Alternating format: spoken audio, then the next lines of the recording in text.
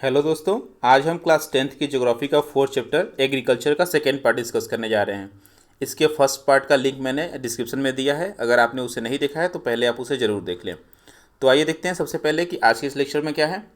आज हम डिस्कस करेंगे बेसिकली क्रॉप्स के बारे में, जिसमें हम डिस्कस करेंगे कुछ मेजर क्रॉप्स, जिसमें राइस, व्हीट, मिलेट्स, मेज और पल्सेस के बारे में चर्चा करेंगे। फिर हम देखेंगे कुछ फूड क्रॉप्स जो कि हम ग्रेन्स के फॉर्म में नहीं कंज्यूम करते हैं, जैसे कि sugar cane, oil seeds, tea, coffee और हॉर्टिकल्चर क्रॉप्स, जिसमें हम वेजिटेबल और फ्रूट्स के बारे में बात करेंगे। उसके बाद हम देखेंगे कुछ नॉन फूड क्रॉप्स, जिसमें होंगे रबर और फाइबर क्रॉप्स, जिसमें बेसिकली हम कॉटन और जूट पे चर्चा करेंगे। तो आइए दोस्तों शुरू करते हैं, देखते हैं क्रॉप्स क्या हैं हमारे देश में। तो दोस्तों हमारे देश में बेसिकली हम फूड और नॉन फूड दोनों टाइप के क्रॉप ग्रो करते हैं, और कहाँ पे कौन सा क्रॉप ग्रो होगा ये डिसाइड कैसे होता है, ये डिपेंड करता है वहाँ के सॉइल पे, क्लाइमेट पे और कल्टीवेशन प्रैक्टिसेस जो हमारे उस एरिया में पहले से होती रही हैं उस पर डिपेंड करता है। यानी कि ऐसा नहीं है कि हम किसी भी जगह पे कोई भी क्रॉप हम ग्रो कर देंगे। उसके लिए ज़रूरी है कि जिस क्रॉप के लिए जो सॉइल सुटेबल हो वो वहाँ पे मिलना चाहिए। तो सॉइल डिसाइड करता है, क्लाइमेट और कल्टीवेशन प्रैक्टिसेस जो पहले से चली आ रही हैं उस आधार पे हम किसी भी क्रॉप को किसी एरिया में ग्रो करते हैं। अब हमारे कंट्री में आप देखें तो मेजर क्रॉप्स जो हैं इंडिया में वो हैं rice, wheat, millets, pulses, tea, coffee, sugar cane, oil seeds, cotton and jute, और इन्हीं के बारे में आज हम डिस्कस करेंगे। तो आइए एक एक करके शुरू करते हैं। सबसे पहले हम देखेंगे राइस। दोस्तों जो भी हम क्रॉप के बारे में चर्चा करेंगे उसका पिक्चर मैं आपको इसमें स्लाइड्स में दिखाऊंगा। तो ये है पहला राइस। यहाँ पे राइस सोइंग हो रहा है, यानी कि धान की बुआई हो रही है और यहाँ पे जो है फसल तैयार हो चुकी है। तो अगर आप ऐसे एरिया से बिलोंग करते हैं जहाँ राइस का कल्टीवेशन होता है तो आप इससे फेमिलियर होंगे, नहीं तो आप इसे देख के समझ सकते हैं। तो आइए इसके बारे में हम चर्चा करते हैं। राइस दोस्तों एक स्टेपल फूड है, यानी एक मुख्य भोजन के रूप में, मुख्य खाद्य पदार्थ के रूप में प्रयोग होने वाला एक फसल है, और इंडिया के लगभग सभी पार्ट्स में राइस जो है कंज्यूम किया जाता है। इंडिया विश्व में चाइना के बाद सेकेंड लार्जेस्ट प्रोड्यूसर है राइस का, यानी सबसे ज़्यादा जो राइस है वो चाइना में होता है और उसके बाद इंडिया प्रोड्यूस करता है पूरे वर्ल्ड में। राइस एक खरीफ क्रॉप है। अब खरीफ क्रॉप क्या होता है, रबी क्रॉप क्या होता है, ये मैंने पहले पार्ट में डिस्कस किया है। अगर आपने उस लेक्चर को नहीं देखा है तो प्लीज़ आप उसे पहले देख लीजिए, तभी आपको ये लेक्चर ज़्यादा अच्छे से समझ में आएगा। तो राइस एक खरीफ क्रॉप है। इसको ग्रो करने के टाइम हमें हाई टेम्परेचर की ज़रूरत पड़ती है, जो कि 25 डिग्री सेंटीग्रेड से ज़्यादा होना चाहिए। हाई ह्यूमिडिटी की ज़रूरत पड़ती है और रेनफॉल 100 सेंटीमीटर से ज़्यादा होना चाहिए। ह्यूमिडिटी को हिंदी में दोस्तों हम आर्द्रता कहते हैं। इसका मतलब ये होता है कि वाटर कंटेंट एयर में कितना है। इसके अलावा ऐसे एरियाज जहाँ पे रेनफॉल कम है, जहाँ पे ज़्यादा बारिश नहीं होती है, जैसे हमने बताया कि रेनफॉल कितना चाहिए, 100 सेंटीमीटर से ज़्यादा। लेकिन ज़रूरी नहीं है कि जहाँ पे 100 सेंटीमीटर से ज़्यादा बारिश नहीं होती हो वहाँ पे हम खेती नहीं कर सकते हैं, राइस कर सकते हैं। लेकिन जहाँ पे रेनफॉल लो है वहाँ पे हमको इरिगेशन करना पड़ेगा। इरिगेशन का क्या मतलब है, इसे हिंदी में हम सिंचाई कहते हैं। इसका मतलब ये होता है कि हम दूसरे तरीके से पानी खेत तक पहुँचाए। एक तो जो सीधा तरीका है वो क्या है कि रेनफॉल हो, दूसरा तरीका क्या हो सकता है कि हम कुएँ से या किसी नहर से, किसी डैम से जो भी अगर पानी मिल रहा है तो दूसरे तरीके से हम पानी खेत में पहुँचाएँ। ठीक है, ज़रूरी नहीं है कि वो बारिश से ही हमें उस खेत को जो है पानी मिलती रहे। तो अब इंडिया में ग्रो कहाँ होता है राइस, बेसिकली राइस जो है इंडिया में नॉर्थ जो प्लेन एरिया है, जो नदर्न प्लेन है वहाँ पे, और नॉर्थ ईस्टर्न इंडिया में, यानी कि जो असम वगैरह का जो क्षेत्र है, असम, वेस्ट बंगाल, ये जो स्टेट्स हैं उधर, और इसके अलावा जो कोस्टल स्टेट्स हैं, यानी ऐसे स्टेट्स जहाँ पे जो समुद्र के किनारे हैं, तो उन राज्यों में, और डेल्टाई क्षेत्र में जहाँ पे डेल्टा का निर्माण होता है दोस्तों, तो उन सभी राज्यों में और इन जगहों पे हम राइस का कल्टीवेशन करते हैं। समय के साथ जो है जो कैनाल्स इरिगेशन शुरू हुआ, यानी कि जो बांध का बनना शुरू हुआ, जो नहरों का निर्माण शुरू हुआ, ट्यूबवेल जो लगने शुरू हुए, तो उसके बाद राइस जो है उन एरियाज़ में भी ग्रो होना शुरू हुआ जहाँ पे बारिश कम होती है, जैसे कि पंजाब में, हरियाणा में, वेस्टर्न उत्तर प्रदेश में जो कि एक ड्राई रीजन जैसे हैं, इसके अलावा राजस्थान के भी कुछ पार्ट्स में। तो ये वो एरियाज़ हैं जहाँ पे 100 सेंटीमीटर से ज़्यादा बारिश नहीं होती है, लेकिन कैनाल बन जाने से और जो पानी जो है उसकी अलग से सुविधाएं हो जाने की वजह से जो है इन जगहों पे भी राइस की कल्टीवेशन होना शुरू हो गया। अब कुछ कुछ जगहों पे देखेंगे आप स्लाइड में, मैंने यहाँ ब्रैकेट में मैप लिखा है दोस्तों। तो आपके बुक में तो कुछ मैप ऑलरेडी दिया हुआ है, तो वो सभी क्रॉप्स जो कि जिनके बारे में आपसे मैप बेस्ड क्वेश्चन आ सकते हैं बोर्ड एग्जाम में, तो उनके मैप मैं आपको दिखा दिया करूँगा।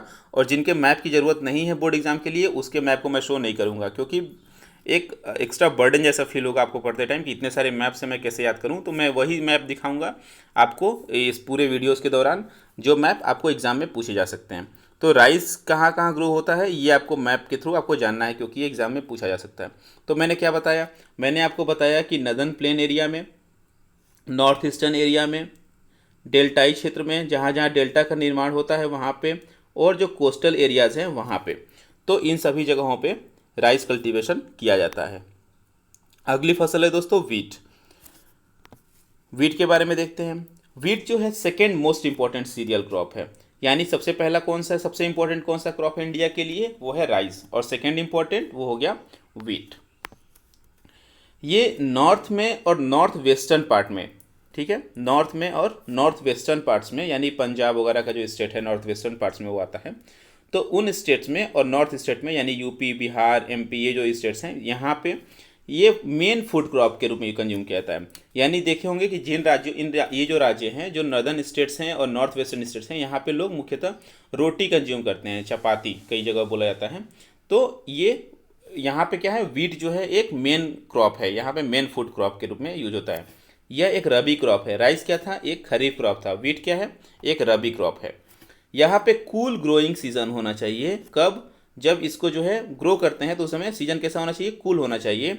और जब इसका रेपनिंग का, यानी जो पकने का समय है, गेहूं के जब तैयार होने का जो समय है, उस समय ब्राइट सनशाइन, तेज़ धूप चाहिए। तो दोस्तों देखिए, ये चीज़ें जो है आपको याद करने की, रटने की चीज़ें नहीं है। बस आपको एक चीज़ जो ध्यान रखना है हमेशा किसी भी फसल के बारे में, कि वो रबी क्रॉप है कि खरीफ क्रॉप है। अगर आपको ये पता है तो आपको, पहले जो लेक्चर मैंने डिस्कस किया था, जो पहला पार्ट इस चैप्टर का डिस्कस किया था, उसमें मैंने बताया था कि रबी क्रॉप कब ग्रो करते हैं और खरीफ क्रॉप कब ग्रो करते हैं। तो दोनों का सीजन आपको पता होगा कि जब रबी क्रॉप कब ग्रो कर रहे हैं, रबी क्रॉप हम ग्रो कर रहे हैं अक्टूबर नवंबर के समय में, खरीफ कब ग्रो कर रहे हैं जब मानसून की शुरुआत हो रही है। तो दोनों का सीजन आपको पता है, दोनों का समय पता है कि जब मानसून की शुरुआत होती है तो मौसम कैसा रहता है, टेम्परेचर कमोबेश कैसा रहता है, और जब अक्टूबर नवंबर के समय में कितना टेम्परेचर रहता है। तो अगर आपको सिर्फ ये पता है कि वीट जो है एक रबी क्रॉप है, तो आपको ये याद करने की ज़रूरत ही नहीं है कि टेम्परेचर कितना चाहिए। वीट जो है रबी क्रॉप है, गेहूँ एक रबी की फसल है, यानी कि जो है ये कब हम बोएंगे, इसकी जो बुआई होती है अक्टूबर नवंबर के समय में, और आपको पता है कि उस समय ठंड का मौसम होता है। तो ऑब्वियस सी बात है कि जो है जब ग्रोइंग सीजन है तो वो जो है कूल सीजन होगा, कूल ग्रोइंग सीजन होगा। और जब वो पकने का समय होगा तो कब हम इसको काटते हैं, किसी भी रबी क्रॉप को, वो काटते हैं मार्च अप्रैल के समय में। तो उस समय कैसा मौसम होता है, उस समय तेज़ धूप होती है, ब्राइट सनशाइन होता है। तो ये फैक्ट्स जो है आपको याद नहीं करना है। अगर बस आपको ये पता है कि रबी क्रॉप है और कब होता है, रबी क्रॉप कब होता है, अगर आपको ये पता है तो आप इसके बारे में डिटेल में लिख सकते हैं। तो इसको रटने की ज़रूरत नहीं है, आपको समझने की ज़रूरत है यहाँ पे। तो रेनफॉल कितना चाहिए, 50 to 75 सेंटीमीटर एनुअल रेनफॉल चाहिए। अब इसको कैसे याद करेंगे, ये भी वही से सेम चीज़ है कि जब हम रबी क्रॉप ग्रो करते हैं तो उस समय बारिश ख़त्म हो चुकी होती है, और जब हम रबी क्रॉप को हार्वेस्ट करते हैं उस समय बारिश शुरू नहीं हुई होती है। तो इसको बारिश कब मिलती है, इसको मिलती है दिसंबर के टाइम में। आपने क्लास 9 के क्लाइमेट चैप्टर में पढ़ा होगा कि जो वेस्टर्न डिस्टर्बेंसेज होते हैं उसकी वजह से जो है एक बारिश होती है ठंड के मौसम में, ठीक है। तो उससे 50 to 75 सेंटीमीटर एनुअल रेनफॉल इसको मिल जाता है। तो ये इसको जो है ज़रूरत पड़ती है, जो बारिश की, वो पानी की, वो ज़रूरत, उसकी वो ज़रूरत जो है फुलफिल हो जाती है। Two important wheat growing zones India में कौन से हैं, एक है गंगा सतलुज प्लेन जो कि नॉर्थ वेस्ट पार्ट में है, ठीक है, और दूसरा है black soil region of the Deccan प्लेटू।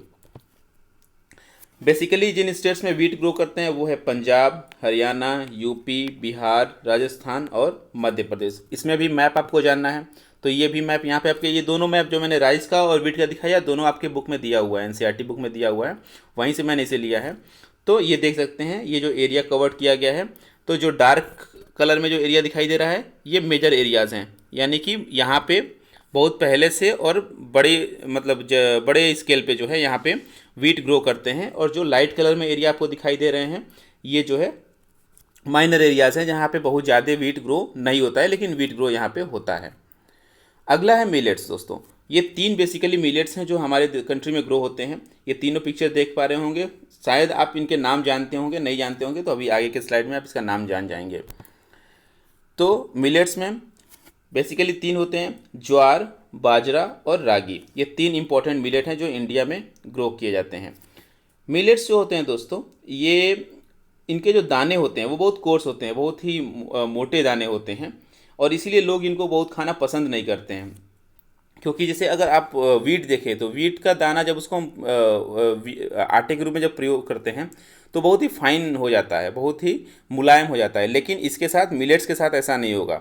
ठीक है, तो इसलिए लोग इसको कंज्यूम करना बहुत पसंद नहीं करते हैं। लेकिन इसके जो न्यूट्रिशंस वैल्यू है वो बहुत ज़्यादा हैं, बहुत ही पोषक तत्व तो इसमें बहुत ज़्यादा होते हैं, फिर भी लोग इसको कंज्यूम नहीं करते हैं। कई रीज़न इसके हो सकते हैं। जैसे रागी, रागी जो है इसमें आयरन, कैल्शियम और कुछ माइक्रो न्यूट्रिएंट्स बहुत ज़्यादा मिलते हैं। इसके अलावा जो ज्वार है, ज्वार अगर आप इंडिया में देखें तो third most important food crop है इंडिया में। पहला सबसे इंपॉर्टेंट कौन सा हो गया, राइस, दूसरा कौन सा हो गया, वीट, और तीसरा सबसे इंपॉर्टेंट क्रॉप कौन सा हो गया, वो हो गया ज्वार। किस रिस्पेक्ट में, in the respect of area and production, in terms of area and production. ये जो मिलेट्स हैं वो रेन फेड क्रॉप्स हैं, यानी कि ये बारिश पे डिपेंड रहने वाले क्रॉप्स हैं। इसके लिए अलग से आपको कोई इरिगेशन करने की ज़रूरत नहीं पड़ती है। ये मोस्टली जो है मॉइस्ट एरिया में होते हैं जहाँ पे मिट्टी में नमी पाई जाती है, और इसको अलग से इरिगेशन की ज़रूरत नहीं पड़ती है। अब जैसे एक मिलेट है बाजरा, बाजरा ऐसा दिखता है, ये इसका पिक्चर है दोस्तों। यह सैंडी सॉइल में भी होता है और शैलो ब्लैक सॉइल में होता है। ब्लैक सॉइल तो आप जानते हैं, शैलो ब्लैक सॉइल क्या होता है, शैलो ब्लैक सॉइल का मतलब ये होता है कि जहाँ पे ब्लैक सॉइल की मोटाई बहुत ज़्यादा ना हो वहाँ पे भी इसको हम ग्रो कर सकते हैं। कितनी मोटाई हो, अगर मान लीजिए कि अगर हम सरफेस को अगर हम जो है डिग करना शुरू करें तो अगर हमको 10 सेंटीमीटर के आसपास मोटाई मिल जाती है मिट्टी की, यानी कि सरफेस से 10 सेंटीमीटर नीचे तक अगर मिट्टी है तो उसको हम शैलो ब्लैक सॉइल उसको हम बोलते हैं। तो वहाँ पे भी अगर कम मिट्टी, मतलब मिट्टी की जो मोटाई है, जो परत है, जो लेयर है, वो अगर कम मोटा है तब भी जो है वहाँ पे बाजरा जैसी फसल हम ग्रो कर सकते हैं दोस्तों। इसके अलावा सैंडी सॉइल, सैंडी सॉइल कहाँ पे मिलता है, जहाँ पे फर्स्ट चैप्टर मैंने जब डिस्कस किया था तो उसमें मैंने जब सॉइल पढ़ा रहा था आपको तो मैंने बताया था कि एक सॉइल ऐसा है जो सैंडी सॉइल है। कौन सा वो सॉइल है, वो है एरिड सॉइल, जो कि राजस्थान वगैरह के एरियाज़ में मिलता है। तो ये कहाँ पे ग्रो करते हैं, राजस्थान में, उत्तर प्रदेश में, महाराष्ट्र, गुजरात और हरियाणा। ये बेसिकली राजस्थान में होता है। इसके अलावा यूपी, महाराष्ट्र, गुजरात और हरियाणा में भी बाजरा को ग्रो करते हैं। दूसरी फसल जो हमको जाननी है उसके बारे में वो है रागी। रागी जो है ड्राई रीजन में ग्रो करते हैं, जहाँ पे रेड सॉइल में भी हो सकता है, या ब्लैक सॉइल में, सैंडी सॉइल में, loamy and shallow black soil में भी हो सकता है। तो इसमें इन सभी सॉइल्स में जो है रागी को ग्रो किया जा सकता है। सबसे ज़्यादा जो रागी है वो कर्नाटका में और उसके बाद तमिलनाडु में ग्रो किया जाता है। इसके अलावा हिमाचल प्रदेश, उत्तराखंड, सिक्किम, झारखंड और अरुणाचल प्रदेश में भी रागी ग्रो किया जाता है। अगली फसल है दोस्तों मेज़, यानी कि मक्का। मक्के को जो है हम फूड और फोडर, यानी कि अपने भोजन के लिए और पशुओं के चारा के लिए, दोनों रूप में हम इसको ग्रो करते हैं। इंडिया में बेसिकली जो मेज़ है वो फूड के लिए ग्रो किया जाता है, कुछ हद तक ये जानवरों के चारे के लिए भी प्रयोग में लाया जाता है। लेकिन कुछ ऐसे कंट्रीज़ हैं जैसे यूएसए है, यूएसए में बेसिकली इसका जो मेन पर्पस होता है मेज़ ग्रो करने का वो होता है एज अ फॉडर, यानी कि जानवरों के चारे के रूप में प्रयोग में लाने के लिए इसको ग्रो करते हैं। यह ओल्ड एलुवियम सॉइल में ग्रो होता है। अब मैंने आपको पहले लेक्चर में जो फर्स्ट चैप्टर है ज्योग्राफी का, रिसोर्सेज, उसमें वो जब मैं डिस्कस कर रहा था तो वहाँ पे मैंने आपको बताया था सॉइल के टाइप में कि जब एलुवियल सॉइल के बेसिकली दो टाइप होते हैं, जिसमें कि एक होता है बांगर और दूसरा होता है खादर। ठीक है, तो जो नया एलुवियम है उसको हम बोलते हैं खादर, जो ओल्ड एलुवियम है उसको हम बोलते हैं बांगर। तो जो बांगर है, ओल्ड एलुवियम है, वहाँ पे मेज को जो है अच्छे से ग्रो किया जा सकता है। यह एक खरीफ क्रॉप है। टेम्परेचर 21 डिग्री टू 27 डिग्री इसको चाहिए होता है। अब एक चीज़ ध्यान रखिएगा, 2020 का जो बोर्ड एग्ज़ाम हुआ उस समय बोर्ड में जो क्वेश्चन पेपर का जो पैटर्न है वो चेंज हो गया है, और अब एग्ज़ाम में जो है इस टाइप के क्वेश्चन पूछे जाने लगे हैं कि किस क्रॉप को कितना टेम्परेचर चाहिए या कितना रेनफॉल चाहिए या किस रीजन में इसको हम ग्रो करते हैं। तो ये इन चीज़ों को आपको याद रखना पड़ेगा कि ये खरीफ क्रॉप है कि रबी क्रॉप है, टेम्परेचर कितना चाहिए, रेनफॉल कितना चाहिए, ये सब चीज़ें आपके दिमाग में होनी चाहिए। तो ये मैंने बताया कि मेज जो है कैसा क्रॉप है, ये खरीफ क्रॉप है। टेम्परेचर कितना चाहिए, 21 डिग्री टू 27 डिग्री सेंटीग्रेड। इसके अलावा कुछ स्टेट्स जैसे कि बिहार, वहाँ पे जो है रबी सीजन में भी इसको हम ग्रो करते हैं। और मॉडर्न इनपुट्स यूज होने से, जैसे कि HYV सीड्स है, फर्टिलाइजर्स है, इरिगेशन फैसिलिटीज़ होने से, ये ऐसा होने से जो इसका प्रोडक्शन है, जो मक्के का प्रोडक्शन है, वो इंक्रीज होता गया है, समय के साथ जो है इसका प्रोडक्शन बढ़ता गया है। कौन कौन से एरियाज है जहाँ पे मक्का जो है ज़्यादा ग्रो किया जाता है, वो है कर्नाटका, यूपी, बिहार, आंध्र प्रदेश, तेलंगाना और मध्य प्रदेश। इन स्टेट्स में बेसिकली इसको हम ग्रो करते हैं। अगला है दोस्तों पल्सेस, यानी कि दाल। इंडिया वर्ल्ड में सबसे बड़ा प्रोड्यूसर है दाल का, यानी कि सबसे ज़्यादा दाल जो है पल्सेस इंडिया में ही ग्रो होते हैं पूरे वर्ल्ड में, और सबसे ज़्यादा कंज्यूम भी इंडिया में होते हैं, सबसे ज़्यादा इसको प्रयोग में भी हम लाते हैं। तो India is the largest producer as well as the largest consumer of the pulses. Pulses क्या है? एक वेजिटेरियन डाइट के लिए, यानी जो लोग शाकाहारी भोजन करते हैं उनके लिए प्रोटीन का सबसे बड़ा सोर्स है दोस्तों दाल। देखते होंगे घर परिवार में भी कहते हैं कि दाल खाओ, इसमें प्रोटीन मिलता है। तो सबसे बड़ा सोर्स जो है एक वेजिटेरियन के डाइट में, वो क्या है प्रोटीन का सोर्स? वो है पल्सेस। इंडिया में जो बेसिकली पल्सेस होते हैं, जो दाल होते हैं, वो होते हैं तूर यानी कि अरहर के, उड़द के दाल, मूंग के दाल, मसूर, पीज और ग्राम यानी चना का दाल।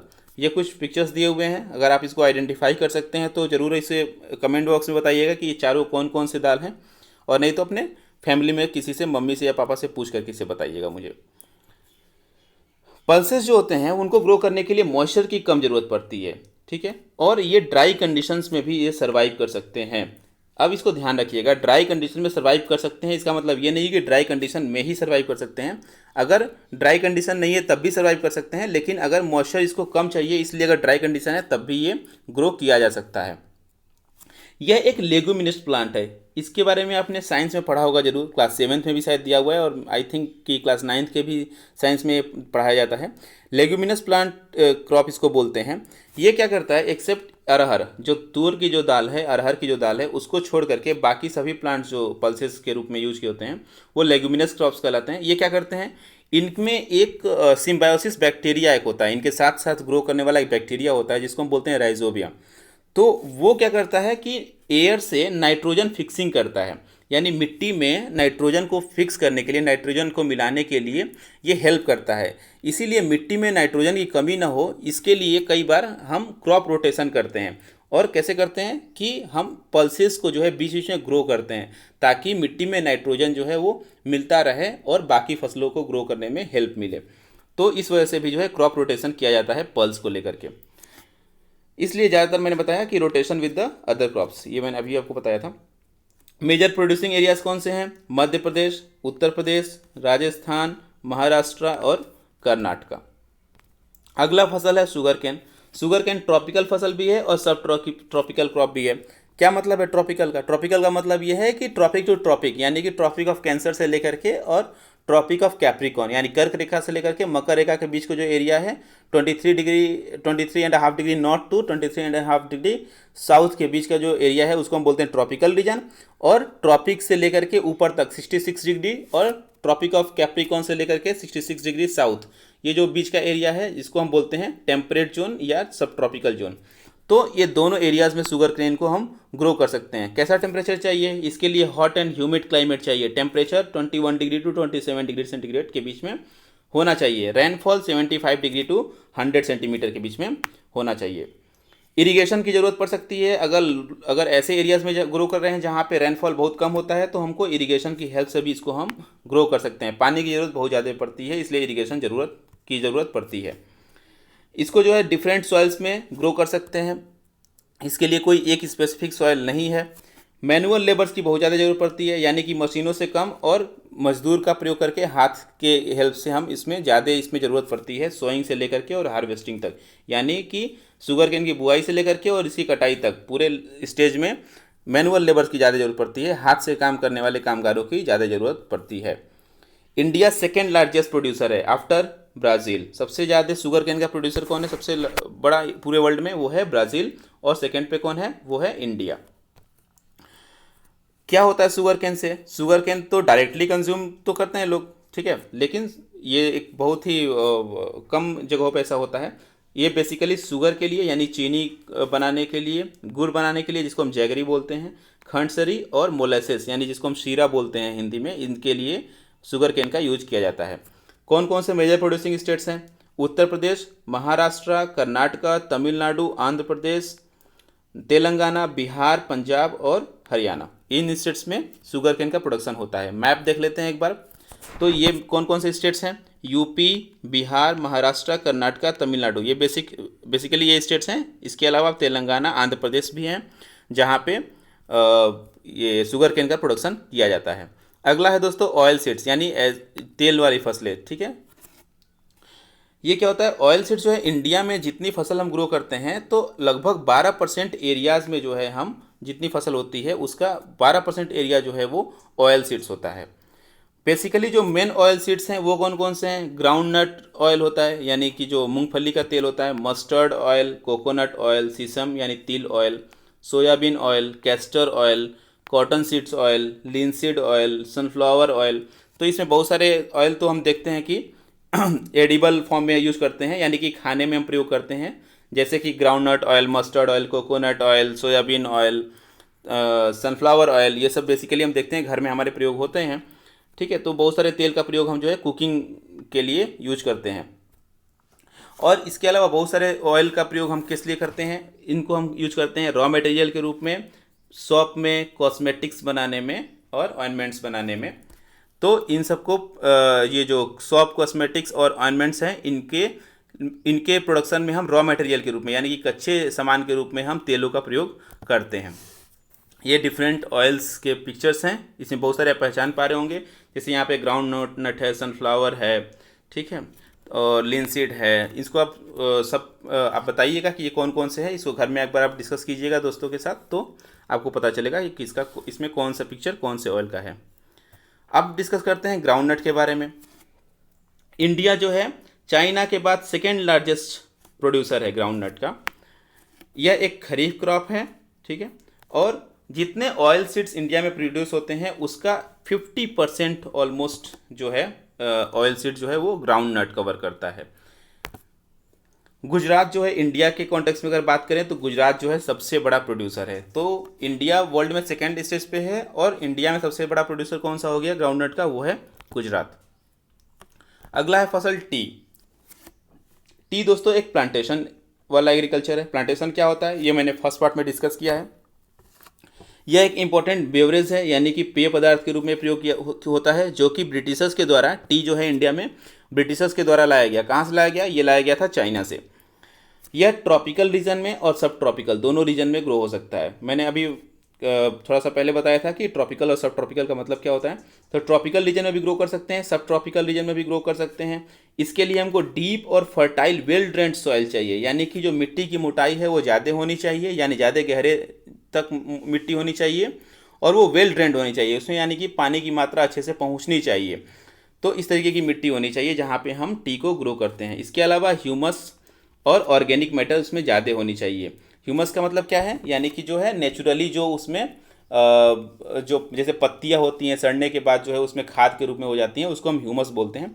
तो इस तरीके के जो खाद हैं, जो फर्टिलाइजर्स हैं, वो ज़्यादा उसमें होने चाहिए।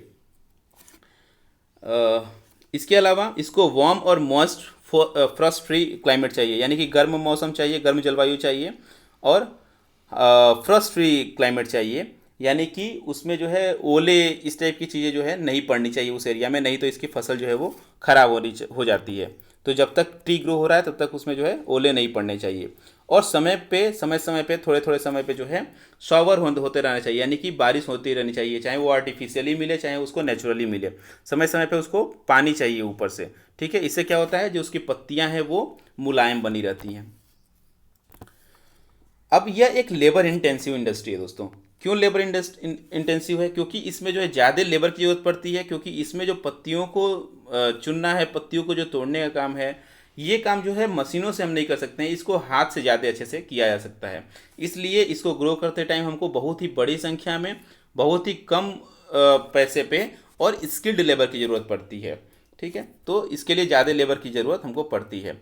और जो टी का प्रोसेसिंग है, टी का जो पत्तियां हैं, इसको तोड़ने के बाद जो पूरी बाकी प्रोसेसिंग है चाहे पत्ती बनने तक की, वो जो है जहाँ पे ट्री गार्डन है वहीं उस ट्री गार्डन के आसपास भी किया जाता है, ताकि उसकी जो फ्रेशनेस है वो बनी रहे, जो पत्ते की जो फ्रेशनेस है, जो उसकी ताजगी है वो बनी रहे। नहीं तो पत्तियाँ सूख जाएंगी अगर बहुत दूर तक ले जाकर ले जाएंगे इसको हम तो इसलिए जो है टी गार्डन जहाँ पे भी है उसके पास में ही इसको हम प्रोसेस करते हैं। कहाँ पे ग्रो होता है? असम में, वेस्ट बंगाल के दार्जिलिंग और जलपाईगुड़ी में, तमिलनाडु में, केरला में इसको हम ग्रो करते हैं। और चाइना के बाद इंडिया जो है लार्जेस्ट टी प्रोड्यूसर है, यानी कि सबसे ज़्यादा टी प्रोड्यूस हो रहा है चाइना में और उसके बाद इंडिया में। मैप के थ्रू समझते हैं। ये हो गया कर्नाटका, केरला, तमिलनाडु, वेस्ट बंगाल का एरिया और असम का एरिया। इन एरियाज़ में बेसिकली जो है टी प्रोड्यूस किया जाता है। अगली फसल है दोस्तों कॉफ़ी। इंडिया की जो कॉफ़ी है वो उसकी अच्छी क्वालिटी के लिए बहुत ही फेमस है पूरे वर्ल्ड में। यानी हमारे कंट्री के अंदर जो कॉफ़ी प्रोडक्शन होता है वो बहुत ही अच्छी क्वालिटी का होता है। तो कौन सी क्वालिटी है? हमारे यहाँ जो कॉफ़ी होता है वो है अरेबिका क्वालिटी का। कई सारे क्वालिटीज़ होते हैं टी के, जिसमें एक बहुत ही फेमस है अरेबिका। ये इंडिया में लाया गया था यमन से। यमन दोस्तों एक कंट्री का नाम है जो अरेबियन जो कंट्रीज़ है उस साइड पड़ता है। अगर आप मैप देखेंगे तो सऊदी अरेबिया जो कंट्री है उसके जस्ट नीचे है यमन। तो यमन से इंडिया में इस कॉफ़ी को लेके आया गया था और यहाँ पे ग्रो किया गया। सबसे पहले इंडिया में सबसे पहले जो है कॉफ़ी का प्रोडक्शन किया गया था बाबा बुदान हिल्स में। बाबा बुदान हिल्स में सबसे पहले इसका कल्टीवेशन किया गया और धीरे धीरे जो है उसी एरिया में जो है इसका प्रोडक्शन बढ़ता गया। और आज के समय में भी जो है जो नीलगिरी हिल्स है इंडिया में, नीलगिरी हिल्स जो बेसिकली कर्नाटका, केरला और तमिलनाडु के एरिया में फैला हुआ है, वहाँ पे इसका हम प्रोडक्शन करते हैं। तो दोस्तों ये है कर्नाटका, और कर्नाटका में यहाँ पे लिखा हुआ है ना बाबा बुदान हिल्स, तो यहाँ पे ये है बाबा बुदान हिल्स जहाँ पे सबसे पहले प्रोडक्शन किया गया। और आज के समय में भी जो है जो मेजर एरियाज़ हैं जो पहले से होता आया है जहाँ पे कॉफ़ी का प्रोडक्शन, वो है कर्नाटका, तमिलनाडु और केरला। इसके अलावा बाद में जो है नॉन ट्रेडिशनल एरियाज़ भी है जहाँ पे कॉफ़ी का प्रोडक्शन होना शुरू हुआ, जिसमें कि नॉर्थ ईस्टर्न स्टेट्स हैं और आंध्र प्रदेश और उड़ीसा, आंध्र प्रदेश, तेलंगाना और उड़ीसा में भी किया जाता है कॉफ़ी का प्रोडक्शन। अब हम देखेंगे कुछ हॉर्टिकल्चर क्रॉप्स के बारे में। इंडिया जो है हॉर्टिकल्चर के मामले में सेकेंड लार्जेस्ट प्रोड्यूसर है आफ्टर चाइना। हॉर्टिकल्चर का मतलब क्या? फ्रूट और वेजिटेबल को ग्रो करना। तो फ्रूट और वेजिटेबल ग्रो करने के मामले में इंडिया चाइना के बाद सबसे बड़ा प्रोड्यूसर है। यानी सबसे ज़्यादा फल भी जो है चाइना में होता है, सबसे ज़्यादा सब्जियां भी जो है चाइना में होती हैं, लेकिन उसके बाद नंबर किसका है? वो है सेकेंड नंबर पर इंडिया। अब आपको ये याद रखना है दोस्तों कि कौन सा जो फल है वो कहाँ पर होता है। ये एग्ज़ाम में कई बार पूछा गया है।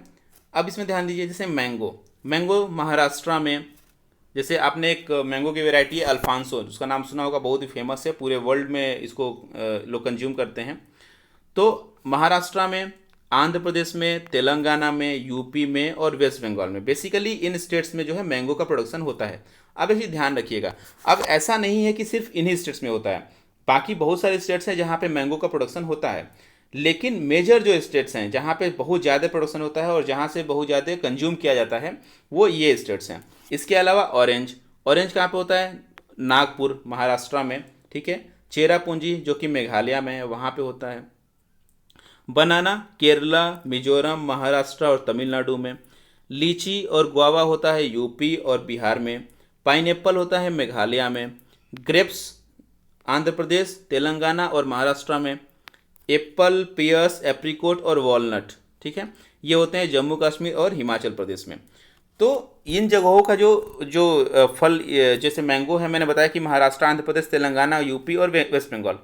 तो इसके अलावा भी मैंने बताया कि बहुत सारे स्टेट्स में होते हैं, लेकिन यहाँ के जो मैंगोज़ हैं वो ज़्यादा फेमस हैं और यहाँ से उसको हम दूसरे कंट्रीज़ में भी एक्सपोर्ट करते हैं और यहाँ पे ज़्यादा मात्रा में इसका प्रोडक्शन होता है, इसलिए इन्हीं स्टेट्स के नाम दिए गए हैं। तो इसलिए आप इन स्टेट्स के नाम याद रखिएगा। तो इंडिया जो है पूरे वर्ल्ड का तकरीबन 13% यानी लगभग 13% जो वेजिटेबल्स है वो इंडिया ग्रो करता है। इंडिया में जो बेसिकली होते हैं वो होते हैं P, cauliflower, onion, cabbage, tomato, brinjal और पोटैटो। ये सब सब्जियां जो है इंडिया में ज़्यादा ग्रो की जाती हैं। अगली फसल है दोस्तों जो नॉन फूड क्रॉप है वो है रबर। रबर जो है एक इक्वेटोरियल क्रॉप है, यानी कि इक्वेटर के पास ग्रो होने वाला क्रॉप है, लेकिन अब इसको ट्रॉपिकल रीजन में और सब ट्रॉपिकल रीजन में भी जो है हम इसको ग्रो करते हैं। इसके लिए मॉइस्ट और ह्यूमिड क्लाइमेट चाहिए, यानी कि मिट्टी में भी नमी होनी चाहिए और एयर में भी जो है नमी होनी चाहिए, यानी कि वाटर कंटेंट होना चाहिए मिट्टी में भी और एयर में भी। तो मॉइस्ट और ह्यूमिड क्लाइमेट चाहिए, रेनफॉल 200 सेंटीमीटर से ज़्यादा होनी चाहिए। अब 200 सेंटीमीटर जो रेनफॉल है वो बहुत ज़्यादा मात्रा है दोस्तों। टेम्परेचर कितना चाहिए, वो भी 25 डिग्री सेंटीग्रेड से ज़्यादा चाहिए, 25 डिग्री सेंटीग्रेड से ज़्यादा चाहिए।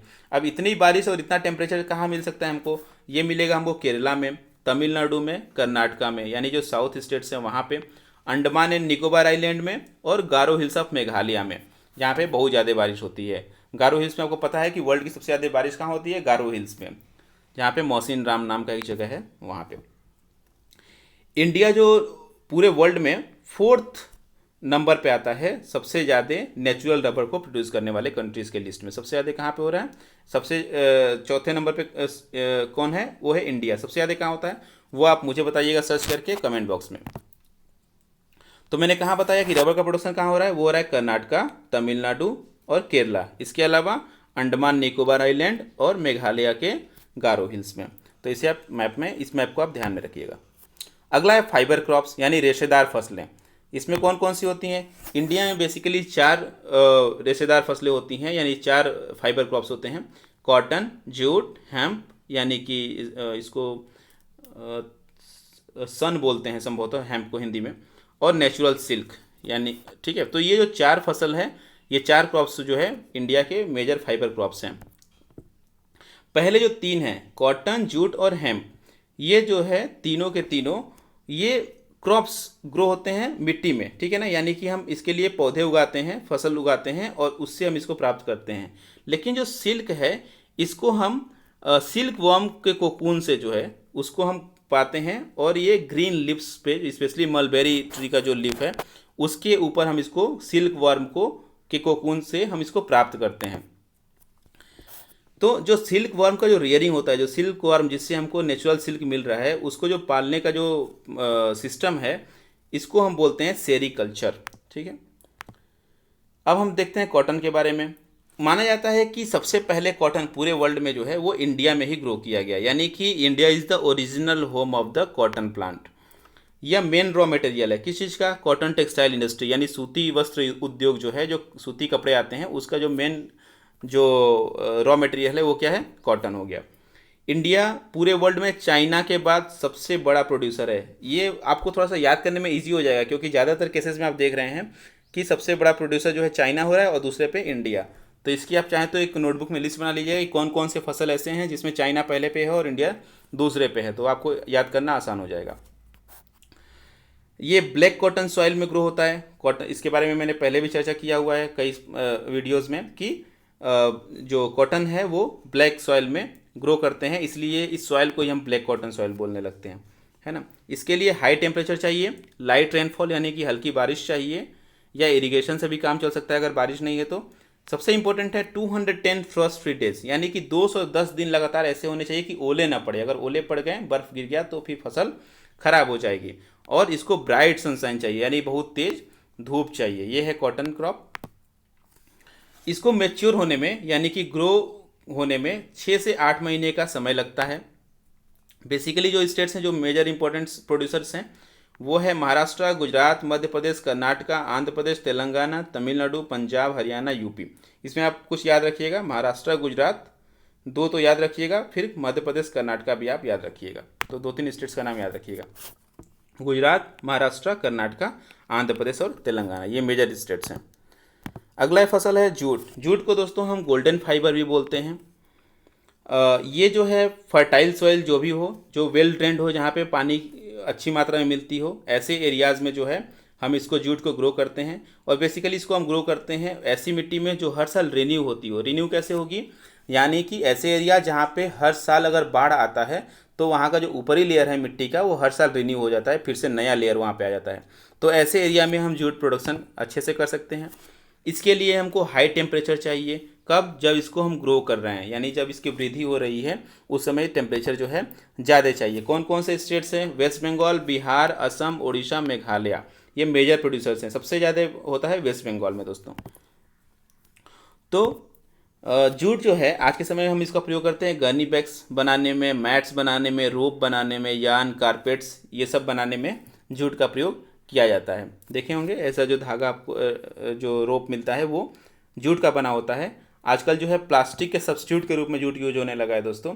जैसे जैसे हम प्लास्टिक को हम छोड़ेंगे, अपने लाइफ स्टाइल से हटाएंगे, तो उसको रिप्लेस करने जो है मोस्ट प्रॉब्ली जूट ही उसका सब्स्टिट्यूट होगा।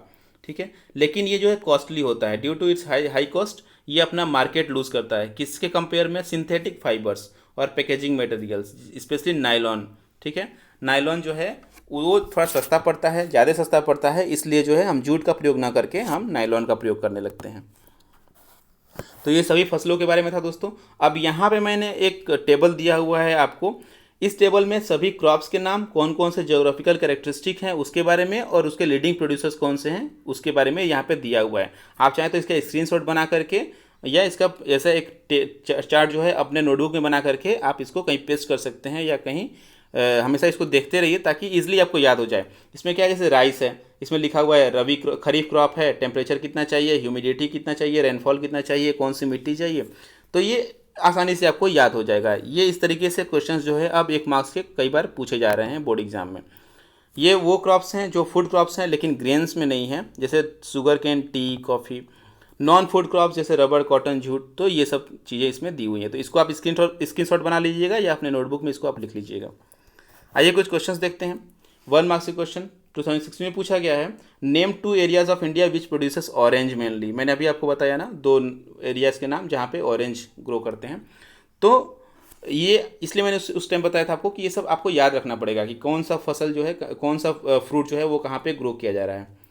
विच crop is use both as food and fodder. कौन सी फसल है जो खाने में और चारा में दोनों रूप में यूज हो रहा है। एनी वन लेग्यूमिनस क्रॉप का नाम बताइए। Which state is leading producer of rubber in India. Which state is the leading producer of jowar in India. What is the term use for the cultivation of fruits and vegetable. Fruits और vegetable को grow करने के लिए जो एक specific term है वो क्या है, जो मैंने स्लाइड में भी यूज किया है वो टर्म।